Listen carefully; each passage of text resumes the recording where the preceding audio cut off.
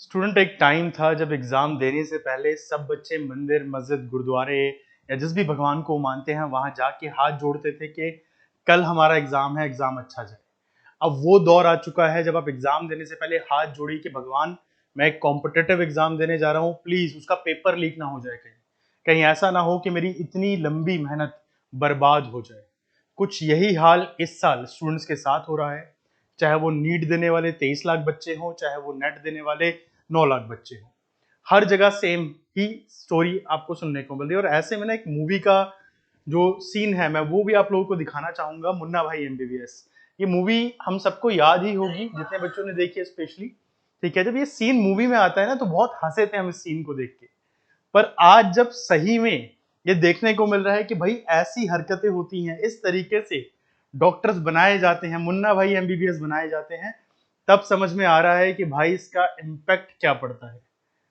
किस तरीके से हम एजुकेशन सिस्टम को और हमारे देश के जो होनहार जवान हैं जो आगे बढ़ना चाह रहे हैं, जिंदगी में तरक्की करना चाह रहे हैं, उनके साथ हो क्या रहा है।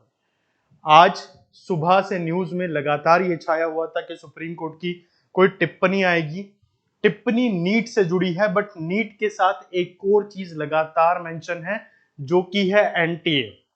सुप्रीम कोर्ट ने नीट की परीक्षा को लेकर जितनी भी याचिकाएं गई थी उन पे आज सुनवाई हुई है। और जिस समय मैं वीडियो बना रहा हूं कुछ सुनवाई अभी चल भी रही है, कुछ चैनल्स पे दिखा रहे हैं कि सुनवाई चल रही है। मुद्दे क्या उठे थे, हम सबको पता है कि नीट की परीक्षा में गड़बड़ी का मुद्दा उठा था। सुप्रीम कोर्ट ने आज ये बात क्लियर करी है कि हाँ, हजारीबाग और बिहार के पटना के अंदर दो ऐसी जगहें थी जहां पेपर लीक हुआ, एग्जाम से पहले पेपर बच्चों को मिल गया। साथ ही बहादुरगढ़ हरियाणा के अंदर यह हुआ कि जहां बाकी सब जगह एसबीआई की तरफ से पेपर बच्चे को दिए गए, एसबीआई बैंक से, यहां पर कैनरा बैंक से बच्चों के पास पेपर आया। इसी के साथ साथ एक और बड़ा मुद्दा जो सुप्रीम कोर्ट ने उठाया वो ये था कि आपने फॉर्म फिल करने की विंडो को 9 और 10 तारीख को क्यों खोला, और अगर खोला तो कितने बच्चों ने उस दिन एनरोल किया। ऐसे बच्चे भी थे क्या जो पहले एनरोल कर चुके थे, उन्होंने दोबारा फॉर्म भरा। साथ ही करेक्शन विंडो में कितने बच्चों ने जाके अपने सेंटर चेंज करे। अब ये सारी बातें सुप्रीम कोर्ट में इसलिए उठी क्योंकि सुप्रीम कोर्ट ने यह कहा कि आप जिस तरीके से बातें कर रहे हैं, एनटीए को सीधे तौर पर कहा गया, समझ में आ रहा है कि आप अपनी गलतियों को छुपाना चाह रहे हैं। पेपर लीक हुआ है, ये बात क्लियर है। बट हाँ, एक और चीज थी जो यहां पर सामने आई।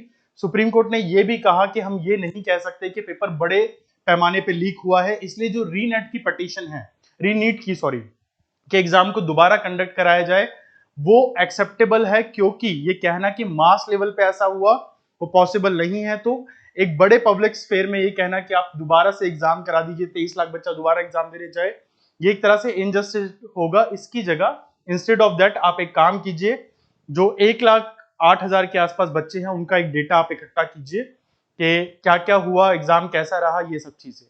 अब यहां पर एक और बड़ी चीज सामने आ रही है। सुप्रीम कोर्ट ने एनटीए से पूछा कि भाई आपने 23 लाख बच्चों का जो डेटा इकट्ठा किया है, आपने इसको पार्ट्स में क्यों नहीं रखा, आपने ये 1,08,000 बच्चे, या पाइथन सॉफ्टवेयर का जिक्र भी यहां पर हुआ। जी हाँ, पाइथन सॉफ्टवेयर बेसिकली एक डेटा एनालिटिकल सॉफ्टवेयर है, प्रोग्राम्स के लिए इस्तेमाल होता है जो डेटा को एनालाइज कर सकता है। तो इसमें कहा गया कि 23 लाख का डेटा होने की वजह से एग्जैक्ट कहां पर क्या कमियां आई वो फाइंड आउट करना नियरली इम्पॉसिबल हो जाता है। अगर ये डेटा फ्रैक्शन में होता, छोटे छोटे अमाउंट में होता, तो शायद इजीली पता किया जा सकता था, बट क्योंकि बहुत बड़े अमाउंट में है तो उसको पता करना भी आसान नहीं है। इन शॉर्ट, एनटीए ने जो घपला किया उस पर पर्दा भी डाल दिया, मिट्टी भी डाल दी, सब कुछ कर दी। एनटीए को यहां पर फटकार लगी है। और इसी के साथ साथ जो यहां पर नेट का एग्जाम कैंसिल हुआ है, अब उसके लिए भी बड़ा क्वेश्चन मार्क उठता है। और क्यों मैं नीट और नेट को कनेक्ट कर रहा हूं, क्योंकि दोनों ही जगह अगर आप ऑब्जर्व कर रहे हैं तो दोनों ही जगह एनटीए ही तो शामिल है। ये एनटीए ही तो है जिसकी वजह से सब कुछ हो रहा है। अब नीट का एग्जाम भी एनटीए करा रहा है और नेट का एग्जाम भी एनटीए करा रहा है। 18 जून को हमारा एग्जाम होता है, 19 जून को एग्जाम कैंसिल हो जाता है। यहां पर भी वही बातें उठी कि एग्जाम पेपर लीक हुआ, सब कुछ हुआ। अभी जब मैं पिछली 2-3 वीडियोस में देख रहा हूं कि जितने कमेंट्स आ रहे हैं, बच्चे रीनेट भी लिख रहे हैं। तो देखिए, जो बच्चे रीनेट लिख रहे हैं उनकी गलती नहीं है, क्योंकि इसी तरह की पटिशन नीट में भी आई है।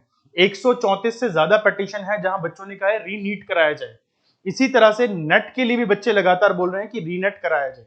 देखिए हर साल जब एग्जाम होता है तो जो एनटीए ही कहता है कि 6% के अप्रोक्स बच्चे पास होते हैं।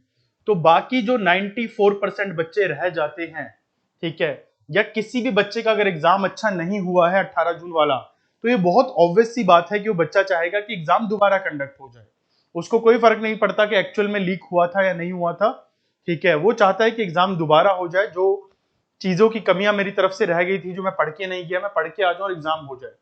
बट यहां पर एक प्रैक्टिकल फैक्ट को समझिए, बहुत ध्यान से समझिए, कि जो पेपर लीक होने की वजह थी, जो एविडेंस दिए गए थे, जो इनपुट इनके पास आए थे, जिस वजह से कहा गया था कि पेपर लीक हुआ है, वो इनपुट ही गलत थे, वो एविडेंस ही फेक थे। तो ऐसे में एग्जाम कंडक्ट होना नियरली इम्पॉसिबल है, क्योंकि अगर ये एग्जाम कंडक्ट होता है तो ऑफ कोर्स ये भी एक बहुत बड़ा ब्लंडर होगा, स्पेशली इन बच्चों के साथ। अगर आप दिसंबर का एग्जाम भी देखें तो 6 लाख के आसपास बच्चे दे के आए थे, 9 लाख बच्चों ने फॉर्म भरा था, और 57 के आसपास 1000 बच्चों के आसपास जो है एग्जाम क्वालिफाई करके आए थे। 52,000 नेट और 5,000 के आसपास जीआरएफ लेके आए थे। इस बार 9 लाख बच्चों ने पेपर दिया है, ठीक है, तो मान के हम चल सकते हैं कि हो सकता है कि 60, 70 या 80 हजार तक ये डेटा जाए, ठीक है, कि इतने बच्चे पास हुए हैं। बट अगर एवरेजली आप एनटीए का स्कोर देखें तो हर बार ये 50,000 से 60,000 के बीच में ही रहता है जो बच्चे एग्जाम क्वालिफाई करते हैं।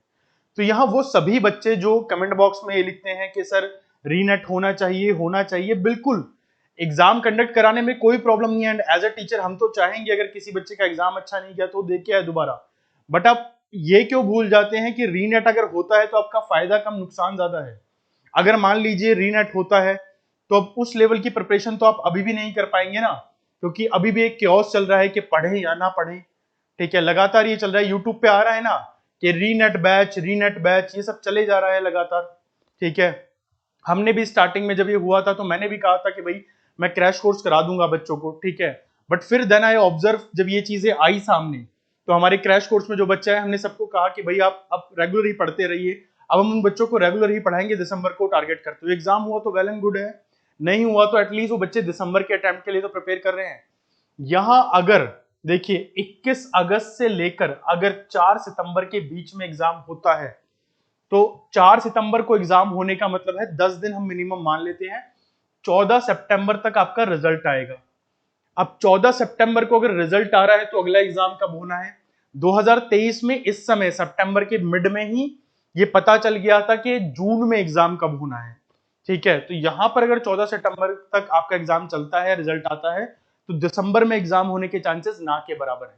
ऑफ कोर्स फिर दिसंबर की साइकिल को ये लोग आगे बढ़ाएंगे, आगे बढ़ाया 1-2 महीने तो ठीक, बट अगर कहीं उठा के जून में मर्ज कर दिया तो क्या? फिर आप लोगों के लिए 6-7 महीने का टाइम लॉस हो गया। अब नेट का पेपर ना टफ है, एकेडमिक्स में सबसे टफ एग्जाम है नो डाउट, बट उसका सिलेबस इतना वास्ट नहीं है कि आपको साल भर बैठ के पढ़ने की जरूरत है। अगर किसी बच्चे ने अपनी ग्रेजुएशन और मास्टर्स बहुत अच्छे से कंप्लीट की है तो वो बच्चा 4 महीने के अंदर अपना सिलेबस बहुत अच्छे से कंप्लीट कर सकता है। बट यहां पर अगर आपके पास टाइम होगा 8-9 महीने का तो बहुत सारे ऐसे बच्चे हैं जो सीरियस प्रिपरेशन नहीं कर पाएंगे, क्योंकि नेट की जो साइकिल है वो 6 महीने की बिल्कुल सही बनती है। अगर किसी बच्चे का एग्जाम 1 या 2 मार्क्स से रह जाए तो उसको पता है कि चलिए 6 महीने बाद दोबारा एग्जाम है, मैं हार्डवर्क करता हूं और एग्जाम देके आता हूं। और यहां पर एक और चीज भी है, जो पीएचडी के एडमिशन आते हैं या जो बाकी एकेडमिक जॉब आती हैं वो साल भर आती रहती हैं, ठीक है। तो ऐसे में अगर एक साल में एक बार एग्जाम होगा तो बाकी टाइम बच्चे क्या करेंगे? क्या अगर मान लीजिए किसी ने अभी जून वाला जो एग्जाम है, अगस्त में सितंबर में जो एग्जाम होगा, इसको पास कर लिया तो फिर वो क्या बैठा रहेगा कि अप्रैल या मई तक कि भाई कब पीएचडी आएगी? अब क्योंकि मेरा एग्जाम तो 18 जून को पास होना था, उसके बाद मुझे पीएचडी में एनरोल होना था। अब यहाँ पर यह भी कहा जा रहा है कि यूनिवर्सिटीज अपनी पीएचडी की जो सीट्स वगैरह हैं या फिर जो चीजें हैं कि पीएचडी का एग्जाम कब होना है नेट के हिसाब से करेंगी, तो मुझे तो नहीं लगता कि ऐसा होगा, और अब तक इस बात पे कोई क्लेरिफिकेशन भी नहीं है।